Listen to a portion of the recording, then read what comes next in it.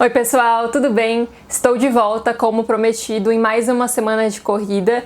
Dessa vez eu não ia fazer review, mas eu esqueci que era Monza, né? E Monza sempre surpreende, sempre tem coisas a dizer. Então eu vim, assim, ligeiramente a caráter, nem um pouco clubista, fazer esse vídeo. Eu já queria avisar de antemão que esse vídeo vai ter uma grande quantidade de parcialidade, de opiniões, de coisas que vêm diretamente do meu coração e não da parte racional, automobilística do negócio, porque hoje eu passei uma imensa quantidade de nervoso, de raiva, de felicidade, e até agora eu tô um pouco confusa assim sobre o que sentir. Mas enfim, tem muitas coisas a dizer, então já vou começar antes que esse vídeo fique muito longo, mais longo do que geralmente é. E pra começar, eu acho que nada melhor do que falar de sexta-feira e de sábado, que também teve bastante atividade, e eu já queria aqui deixar minha sentença a respeito de Sprint Quali, que é um formato que eu não gosto. Eu não gosto. Depois de 2, eu já decidi que, assim, não é pra mim. Eu sei que divide opiniões, que tem gente que curte, que acha que é mais legal do que ver um treino livre e tudo mais. Só que, na prática, eu acho que Sprint Quali não serve como uma amostra de corrida, porque não chega a ser longa o suficiente pra gente conseguir ver diferença de pneu, estratégia e etc. E ela não serve como um classificatório porque o piloto não tá dando a vida dele por uma volta e tudo mais, porque dar a vida por uma volta não serve pra nada. Nem ponto de volta mais rápida tem no Sprint Quali. Então, assim, sabe, se nem tem a volta ali, se nem tem o ponto da volta mais rápida, qual que é a proposta do negócio, sabe? Eu sei que é bom pro marketing da Fórmula 1 e eu acho que essa foi a real intenção, né? Eu acho não, eu tenho certeza que essa foi a real intenção de implementar o Sprint Quali, conseguir fazer um final de semana mais interessante em todos os dias. Mas o que eu reparei é que na prática o Sprint Quali é um pouco uma competição de largadas, assim. Se você larga bem, a chance de alguma coisa dar errado cai bruscamente. Obviamente tem uma ou outra ultrapassagem, mas de maneira geral tem uma tendência de virar procissão. E aí na hora que começa a acontecer algum desgaste de pneus que poderia fazer a diferença, a corrida acaba. E aí entra um outro fator que particularmente me irrita bastante, que é, de vez em quando uma pessoa vai muito bem na sexta, faz tudo certinho, uma volta perfeita, sofre um acidente no Sprint Quali, que não mede absolutamente nada, um acidente bobo, e larga lá no final do grid, que foi o caso do Gasly. Esse caso em específico me deixa, assim, muito frustrada, porque eu realmente não vejo sentido do cara ter um classificatório perfeito, sofrer um acidente bobo, e aí se perdeu tudo, sabe? Se perdeu todo um trabalho ali de um dia, de uma estratégia, porque querendo ou não, classificatório também tem estratégia, e do nada, primeira volta ali, tudo se perdeu e o cara vai largar do fundo. Então fica um sentimento de inutilidade para sexta-feira. Por mais que tenha essa emoção do classificatório clássico, fica sem sentido. E eu quero deixar claro aqui que o meu problema com o Sprint Quali não tem nada a ver com a largada ruim do Hamilton, por exemplo, porque realmente ele largou mal, não tem nem o que dizer. Eu não entendi o que ele fez,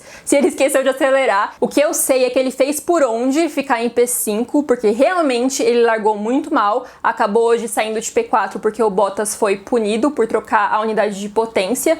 Mas enfim, querendo ou não, o formato do Sprint Quali, como eu falei, é curto, então não deu tempo dele alcançar o Norris, e eu acho isso muito pouco para definir um grid de largada, sabe? Ver o quão bem o piloto reage quando as luzes apagam e depois virar uma procissão e legal, Sprint Quali. E assim, destacando que o negócio nem começou muito cedo, né? Começou 11h30 da manhã no sábado e ainda assim eu me arrependi de não ter dormido até 1h da tarde, porque assim, você acordar para ver aquele negócio morno, pelo amor de Deus, sabe? Não tem como, sem condição. Mas enfim, pra quem não acompanhou sexta-feira ou sábado a Fórmula 1, o resumo é: na sexta-feira, os carros com motor Mercedes foram, em geral, muito bem, tirando a Williams ali, que teve mais dificuldades, mas, né, comum. O George ainda passou pro Q2, porque o Tsunoda levou uma punição por exceder limites de pista, então ele tinha ficado em 16º, mas acabou passando em 15º, e ali ficou o George. Mas, de maneira geral, os carros com motores Mercedes mostraram bastante bastante capacidade em Monza, enquanto, por exemplo, o Pérez teve um certo problema ali para conseguir se classificar bem.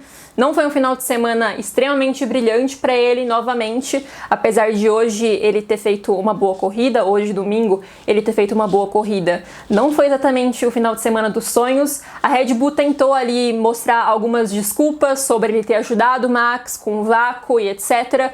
O que realmente é verdade, ele ajudou o Max a fazer uma boa volta, dando ali um vácuo para ele conseguir ficar mais rápido. Mas assim, mesmo com isso, ele classificou em P8 na sexta. É bem ruim, assim. Enquanto os carros Mercedes tiveram uma facilidade para conseguir uma classificação boa. E o Gasly também foi o outro destaque, como eu acabei de mencionar, na sexta, apesar de ter um problema no sábado, em que ele acabou indo para a brita ali na primeira volta, logo no comecinho do Sprint Quali, e isso fez com que ele fosse lá para o final do grid, né, largando de penúltimo lugar, porque o Bottas trocou a unidade de potência, o motor, e por isso ele continuou atrás do Gasly. E aí, por mais que esse seja um tópico que valeria um vídeo separado, eu acho que vale a pena fazer só um adendo aqui mesmo para detalhar um pouco mais que a unidade de potência é o que a gente chama de motor, de maneira geral. Só que, na verdade, ela é composta por vários elementos, por 6 elementos.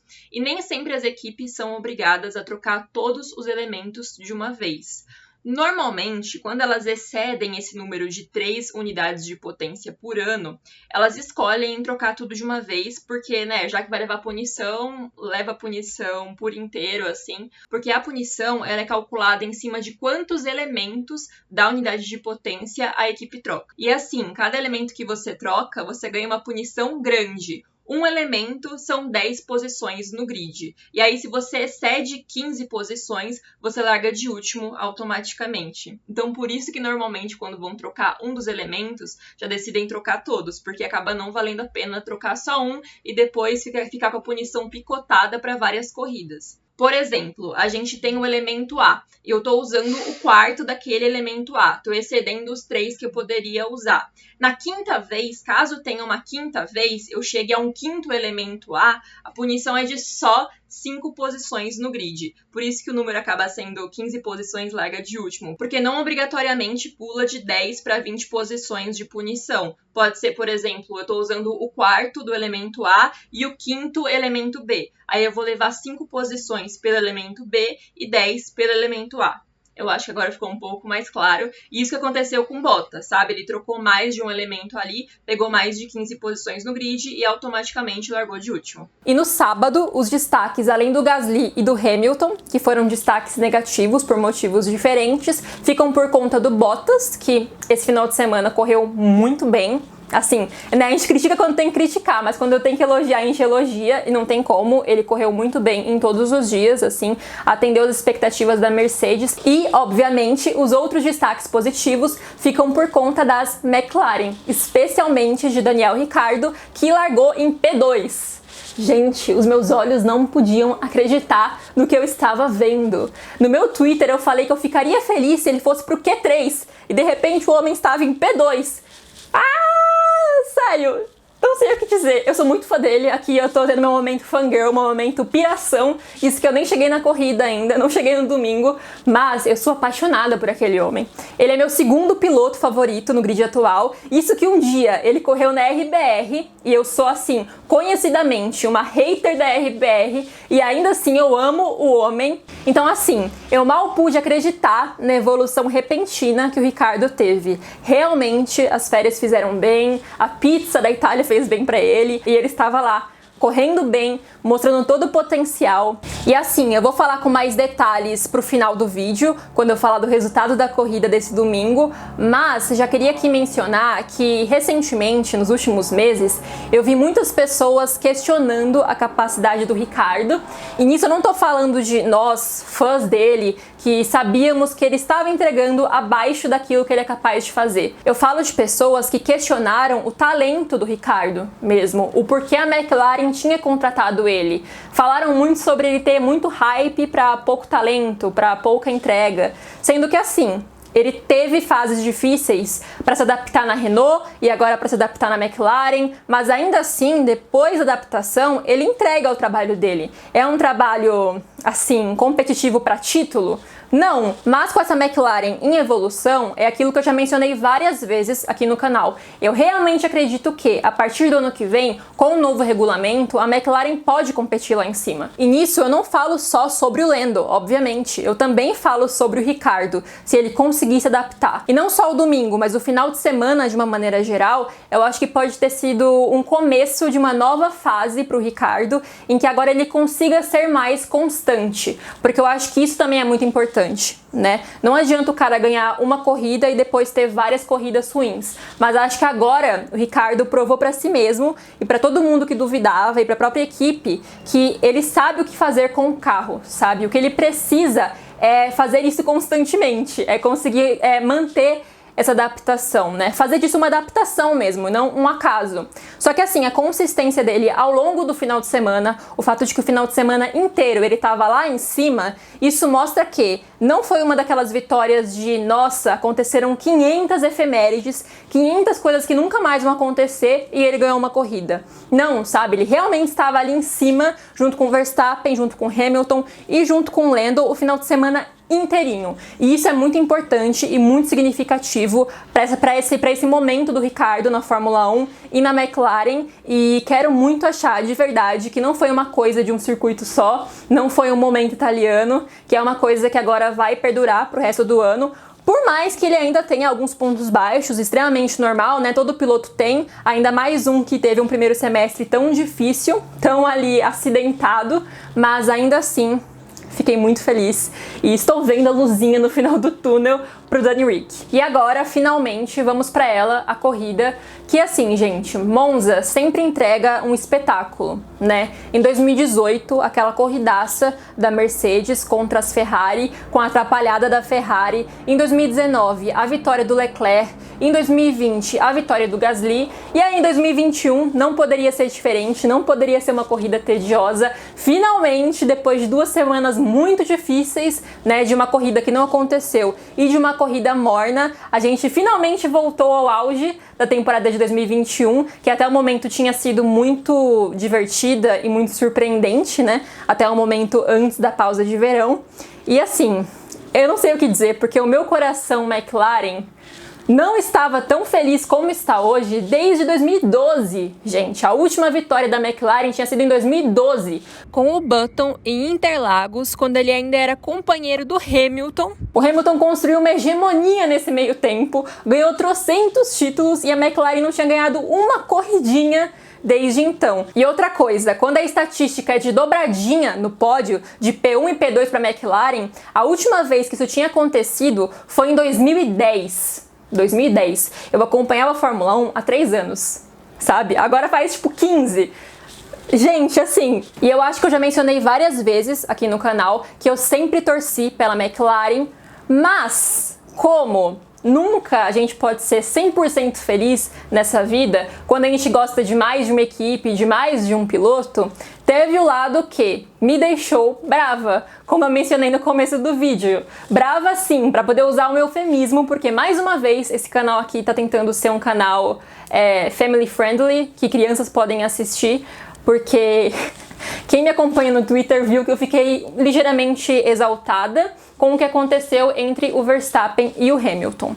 Começando do início, como sempre, a Mercedes fez uma estratégia diferente para o Hamilton, fazendo ele largar de pneus duros, né? Todo mundo estava largando ali de médios, que são pneus mais macios, que desgastam mais rápido, e a Mercedes colocou pneus duros para o Hamilton, acho que ali numa tentativa de manter ele mais tempo na pista, né? O que, assim, não vou dizer que é ruim, eu acho que foi uma boa, porque assim, na semana passada a Mercedes investiu bastante naquela estratégia de tentar definir a corrida nos boxes, né? Tentar fazer uma parada inteligente ali para que o Hamilton conseguisse fazer um undercut no Verstappen, e não funcionou 2 vezes. Então nesse contexto, eles decidiram fazer algo diferente. Também porque Monza é uma corrida muito rápida, né? Hoje, inclusive, passou muito rápido, assim, pisquei e tava na volta 45. E aí eles foram com essa estratégia dos pneus mais duros, porque o Lewis ficaria mais tempo na pista e com isso, às vezes, conseguiria abrir um espaço grande, pegar a liderança, abrir ali alguns segundos, e na hora que ele parasse, ele não voltaria atrás da galera que ele precisava estar na frente, a galera, no caso, o Verstappen.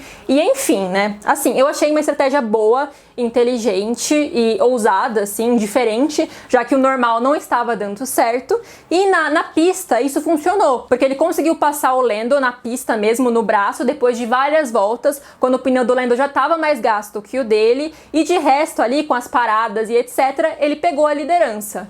Só que ele acabou não ficando tanto assim a mais do que o resto da galera na pista, logo ele foi para os boxes, e na hora que ele voltou, o Verstappen estava atrás dele. Mas atrás, não assim, atrás, um atrás meio do lado. E não deu outra, né? Eles começaram a batalhar pela posição. Na verdade, foi uma batalha bem breve, assim, logo o Verstappen colocou de lado. O Lewis estava ali na vantagem para ganhar a posição, só que ele não tinha espaço. Mais uma vez, o espaço sendo uma questão. E aí, o carro do Verstappen simplesmente subiu no carro do Lewis. Assim, gente, eu não fiquei com medo porque tinha o Halo ali no meio. Inclusive, assim, quem quiser pesquisar, me cancelar na rede social algum dia, pode pesquisar lá que eu falei muito mal do Halo na época em que ele foi anunciado. Falei que era feio, que era horroroso, assim como muitas outras pessoas que acompanham Fórmula 1. Só que assim, se ele não existisse, a gente não teria Lewis Hamilton hoje mais, sabe? Teria sido o fim pra ele, porque foi bem em cima da cabeça. Inclusive tem algumas fotos do Lewis abaixando a cabeça. Apesar de ter batido no Halo, ainda assim, né, de reflexo, acho, ele abaixou a cabeça na hora que o carro do Verstappen veio.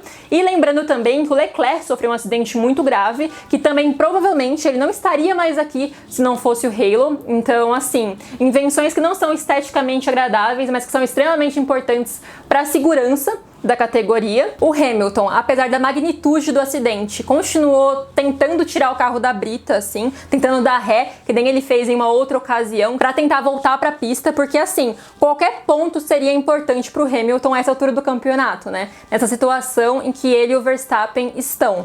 Mas não tinha como. O carro do Verstappen estava bem em cima do carro do Hamilton, assim, nem que ele desse muita ré, ele conseguiria. A questão não era só a brita. E é importante dizer que isso aconteceu porque a RBR em si fez um pit stop horroroso. Porque assim, gente, hoje foi ligeiramente cômico. Os comentaristas da Band estavam metendo pau no pit stop, na parada da McLaren, que conhecidamente é uma equipe que tem problemas ali, né? Quando a McLaren chama pro box, o negócio arrepia. Até poucos meses era assim. Continua não sendo aquele primor, mas já tá melhorando, assim. Pouco a pouco ali o Kumon de pit stop da McLaren tá funcionando. E aí os comentaristas da Band estavam lá falando mal, né, falando que demorou, falando que não foi tão bom assim porque foi 2.4, se eu não me engano, a parada do Daniel. E aí, a RBR foi parar o Verstappen, demorou 11 segundos. Teve um dia de McLaren nos piores momentos de parada, nos piores momentos de pit stop. Eu vou até colocar o vídeo aqui, mas se eu não me engano, uma porca ficou presa em uma das rodas do Verstappen, e por isso que demorou muito mais do que deveria. E eu mal posso imaginar a empolgação da Mercedes por dentro, assim, quando isso aconteceu. Porque assim, gente, é muito atípico da RBR errar numa parada. Então, assim, parecia nesse momento que a vitória estava caindo no colo do Hamilton, sabe? Até ele parar e também ter uma parada não tão boa assim, de 4,5 segundos. Ainda não foi tão ruim quanto da RBR, mas ainda assim possibilitou que ele voltasse muito perto do Verstappen, como aconteceu, e aí foi essa confusão. E nesse momento eu vou tentar não ficar brava de novo, assim, sabe? Ser um pouco mais comedida nos meus comentários sobre o assunto. Mas a primeira coisa que eu quero dizer é: não tem como dizer que o Verstappen não merecia punição. Simplesmente porque não dá para ter dois pesos e duas medidas quando o assunto é regulamento. Ou pelo menos não deveria, sabe? E nesse caso, né, de não dar espaço para o outro, a gente vê que a FIA sempre pune. Com 5 segundos, 10 segundos. Depende do quão grave, né, foi ali, do quanto o cara apertou o outro, do quão perigoso foi.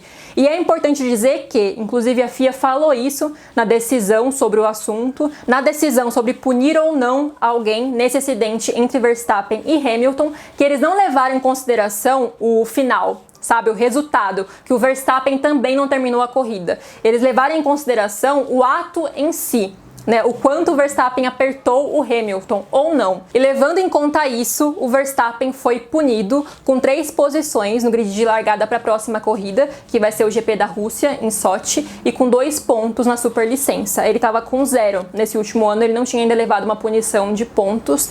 E assim, independente de você ser fã do Hamilton ou do Verstappen, sabe? Eu sou fã do Hamilton. Independente disso, a gente tem que pensar em acidentes mais ou menos parecidos, como por exemplo o do Pérez em cima do Lando e em cima do Leclerc recentemente. Foi o mesmo tipo de fechada ali, claro, ninguém saiu, né, ninguém teve DNF, mas ainda assim foi um tipo semelhante de fechada. E tanto o Lando levou punição por fechar o Pérez, como o Pérez levou punição por fechar o Leclerc. Então assim, sabe? E a mesma coisa pro Hamilton também, sabe? Que deu uma fechada ali que foi considerada desleal em cima do Verstappen e levou uma punição.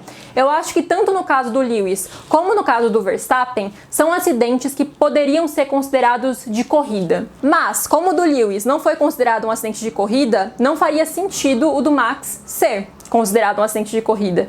Então, assim, ele levou uma punição por isso. Como é de praxe, como é o protocolo da FIA nos últimos vários meses e em vários casos. E aqui eu queria fazer um comentário, né, sobre o que eu não gostei, sobre o que mais me deixou brava no comportamento do Verstappen. Que é um negócio de, quando ele sofreu o acidente em Silverstone, eu não vou defender aqui que foi 100% legal da parte do Hamilton a disputa, sabe? Tanto que ele levou uma punição e assim, né? Convivemos com isso. Mas, no momento ele não sabia que o Verstappen foi pro hospital, não avisaram pra ele no rádio, né? Ele continuou na corrida, então também ele não ia ficar perguntando toda hora. E aí quando a corrida acabou e ele ficou feliz por ter ganhado, o Verstappen ficou super bravo, super insatisfeito. Fez aquele textão, #empatia, porque ele não ficou sério, porque ele bateu em mim, quase me matou. Usou, assim, palavras pesadas que terminaram, assim, com hate pesado em cima do Lewis. Não que alguém precise de algum motivo pra criticar, porque o homem, meu Deus do céu, não sei nem como ele não trancou ainda os comentários do Instagram, porque só tem gente falando mal, é uma coisa impressionante ali. Mas enfim, hoje aconteceu o que aconteceu e ele poderia pelo menos ter ido lá, perguntar, né, ver se o Lewis estava com cabeça ainda, com a cabeça literalmente, tá? Não tô falando de cabeça de tranquilo, com cabeça literalmente. Ele simplesmente saiu do carro, saiu andando.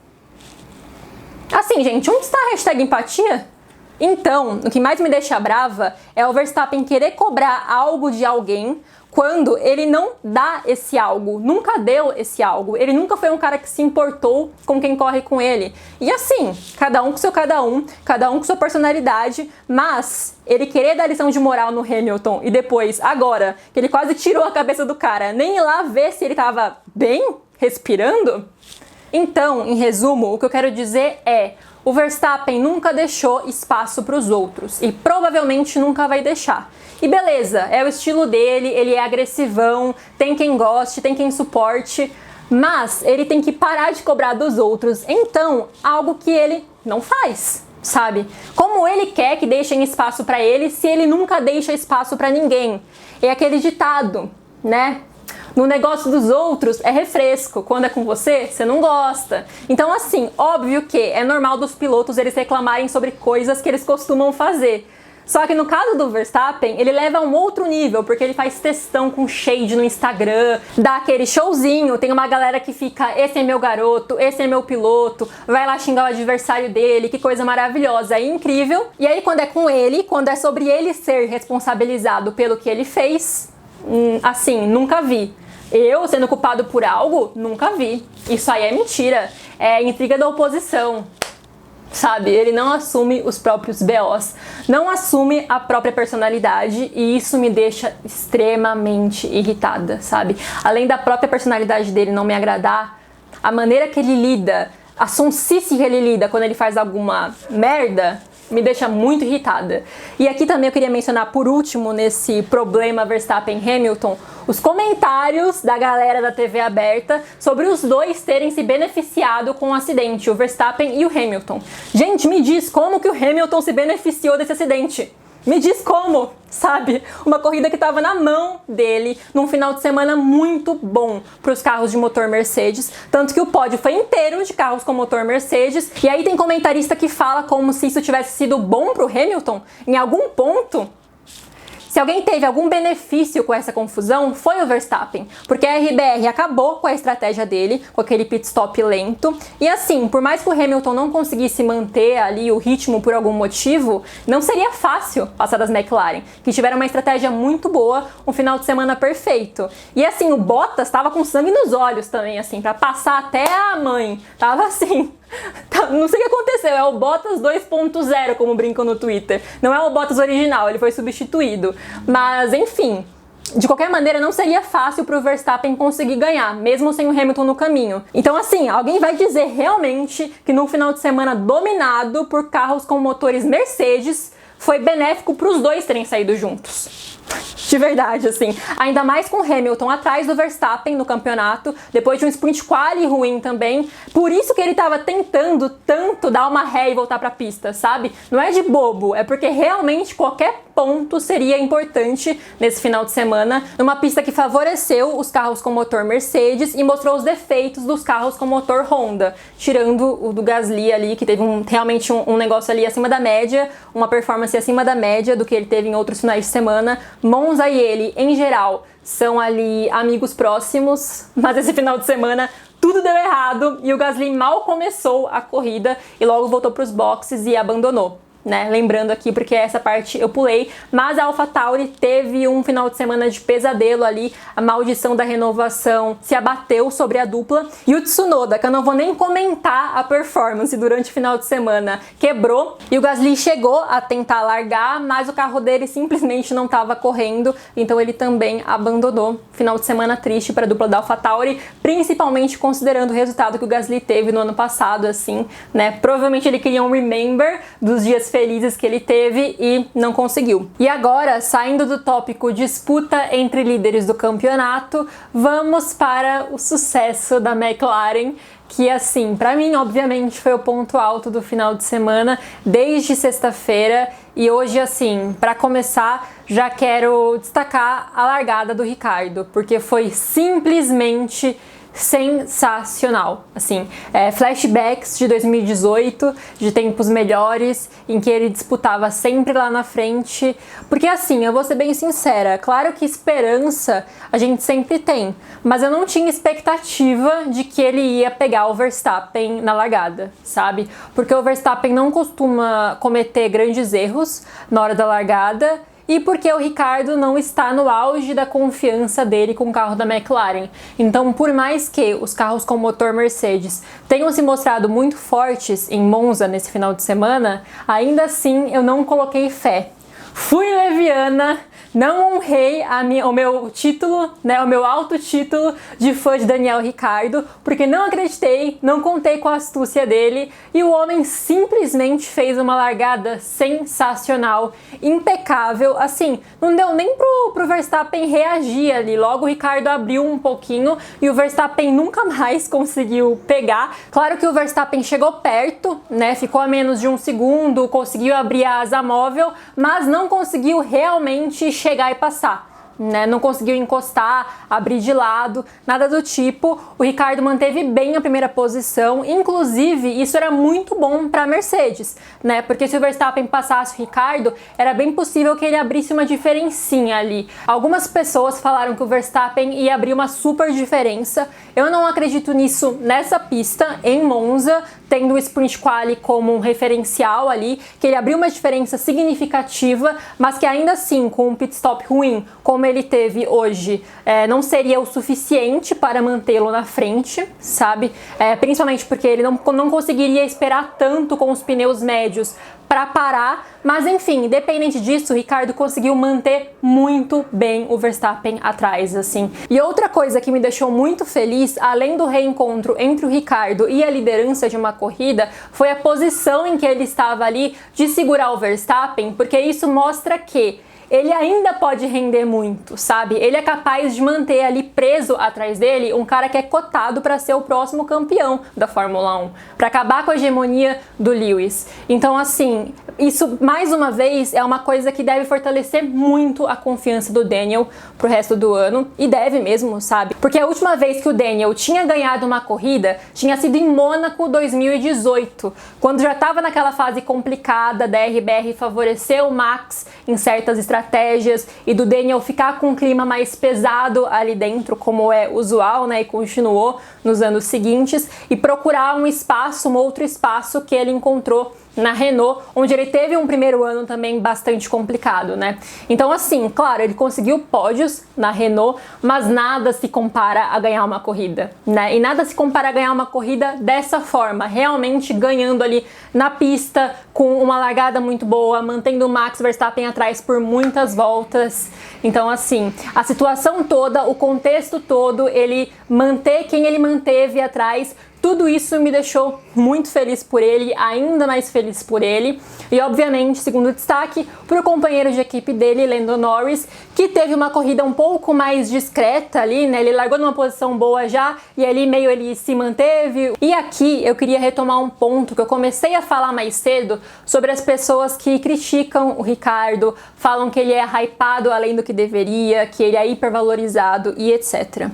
Porque assim, gente, eu menciono muito aqui no canal a palavra timing, né? O quanto é importante um cara estar ali na hora certa, no momento certo, para ele ir para certa equipe, para ele mudar, fazer uma transação às vezes para uma equipe que valoriza ele mais, que trata ele como primeiro piloto. Dando dois exemplos bem claros aqui. Eu acho que o primeiro é o Hamilton, porque quando ele foi para Mercedes, o projeto era uma aposta, sabe? Não era um negócio consolidado, que tinha garantias que ia dar certo. Ele não chegou com a casinha montada e simplesmente entrou pra morar, sabe? Ele construiu o projeto junto, ele apostou que ia dar certo e a aposta deu certo, sabe? Foi um negócio, um custo-benefício que valeu a pena. E outro, né, outro exemplo bom é o Lando Norris, que também ali estava conectado à McLaren numa fase difícil, quando ele começou a participar mais da vida da equipe. A equipe ainda estava em plena crise e agora ele colhe os frutos de ter acreditado, de ter acompanhado esse projeto, de ter aceitado fazer parte dele. E a longo prazo, eu já falei isso aqui, eu acho que vai valer a pena ainda mais para ele. E aí, quando a gente olha para a carreira do Daniel, eu acho que tudo ali, todo o contexto, o momento em que ele entrou na Fórmula 1, as hegemonias que se seguiram, tudo nadou contra ele. Sabe, ele realmente ali o tempo não foi amigo dele, o momento não foi amigo dele, porque querendo ou não, ele, né, viveu a Fórmula 1 inteira ali, todo o período dele na categoria, nas hegemonias de Vettel e Hamilton. Isso sem falar que em vários desses anos a Ferrari era muito competitiva, então ganhava várias corridas. O meu ponto principal aqui é: os números do Daniel são enganosos, porque você olha e ele tem 8 vitórias, e aí você pode ficar meio, ué, se ele é tão bom, por que ele tem só 8 vitórias? E assim, é tudo uma questão do momento em que ele estava inserido, sabe? Do fato de que ele passou muito pouco tempo da carreira dele sendo o primeiro piloto da RBR, logo chegou uma aposta e tomou ali o protagonismo que ele tinha, teve Ferrari com anos muito bons, teve Mercedes com anos muito bons, e quando a RBR estava na hegemonia, era com Vettel, e ele ainda era um menino na Fórmula 1, né? Ele não era ninguém perto do Vettel.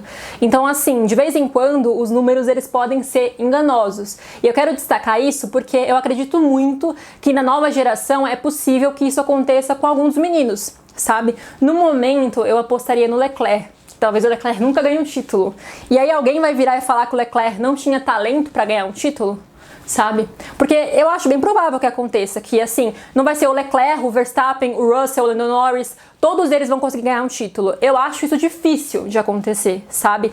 É normal que toda geração tenha aquele cara que não consegue ganhar um título, mas uma coisa meio Daiane dos Santos, sabe? Que nunca ganhou o ouro olímpico, mas na cabeça do brasileiro ela ganhou, porque deveria. Então, sempre tem esse cara, né, em cada geração da Fórmula 1, e na minha opinião, Daniel Rick é esse cara na geração dele. Pode ser que você discorde de mim, ache sim que ele é superestimado e tudo mais, só que eu olho para os números dele e para o talento que ele tem, né, isso pessoalmente falando, de novo, né, a minha opinião, e acho que não bate, sabe? E que algumas pessoas que às vezes não assistiram ali o prime dele, os anos em que ele esteve melhor, e agora olham só as estatísticas, fazem uma leitura meio rasa de como funciona, sabe? Por isso que de vez em quando eu me irrito um pouco com o pessoal que é muito apegado à estatística, porque nem sempre os números refletem a realidade. sabe? Em certos casos se flertem, né? Em certos casos sim. Mas nesses casos em específico, eu acho que a gente tem que analisar o contexto de, tá bom, o cara não conseguiu muitas vitórias, mas quem corria com ele? Pra quem ele perdia? Porque aqui a gente não tá falando de um cara que corria no final do grid, sabe? A gente tá falando de um cara que corria lá em cima, mas não conseguia ganhar muitas corridas porque ele tava correndo com grandes nomes, com grandes caras do automobilismo. E enfim, de qualquer maneira, eu fico muito feliz de ver o Danny Ric de novo ao topo do pódio. Não acho, novamente, que ele tem chance de algum dia ganhar um título. Infelizmente, eu acho que o tempo dele passou. Mas enfim, voltando pro assunto feliz aqui do dia, que foi ele conseguir manter essa produtividade durante toda a corrida. A McLaren fez só um pit stop pra ele, né? E foi um pit stop ok, que como eu falei mais cedo, a Band estava falando mal do pit stop da McLaren de 2,5 segundos, 2,7 segundos, agora eu não lembro. Mas assim, depois a galera fez pior, teve o acidente com o pessoal que poderia ameaçar a liderança do Daniel Ric e ele conseguiu ganhar a corrida. Com o Lando P2, gente, sério. Nossa, eu tenho que gravar esse vídeo logo, porque desligando aqui eu vou abrir uma cerveja e eu vou assim, esquecer meus problemas, sabe? Nunca mais fui triste nessa vida. Enfim, e aí pra fechar o pódio tivemos o Bottas. Que eu quero comentar aqui, gente. O sofrimento do homem que não tem carisma. É um grande sofrimento, é uma grande questão. E assim, é a doença, é o mal do Valtteri Bottas.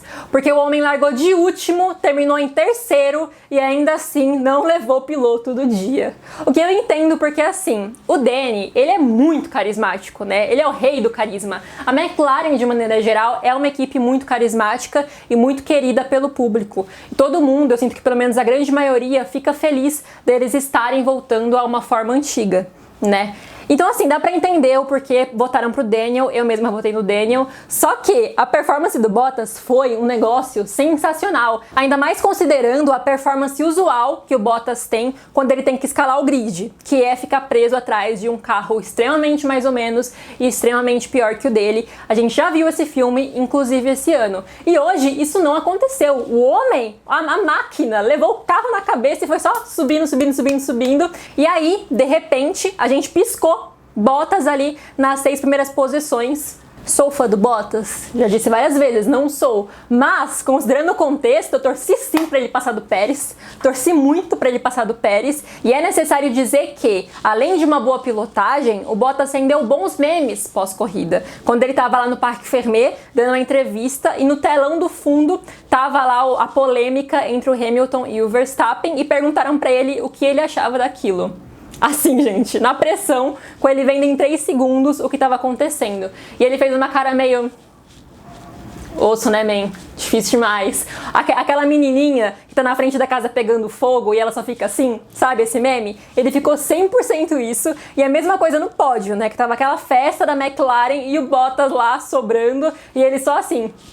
Tava uma atmosfera um pouquinho sorria-cene pra ele, que tava ali com Ricardo, Lando Norris e Zac Brown, que assim, gente, eu amo Zac Brown. Eu gosto muito de todo mundo dentro da equipe da McLaren, assim, todo mundo que é mais público, né, que é mais pessoa pública, a galera é muito simpática, então, assim, fiquei muito feliz de ver essa configuração de pódio, de verdade, e sem esquecer do Shuey. Achei até que o Ricardo não ia fazer, porque ele começou a demorar e fiquei, meu Deus do céu, o homem não vai fazer, mas ele fez, bebeu o suco de pé e fez Lando Norris beber suco de pé. Inclusive, comentei no Twitter que hoje eu acho que foi um drama ali pra storyline, pra narrativa da Netflix, de que o Lando e o Ricardo se odeiam.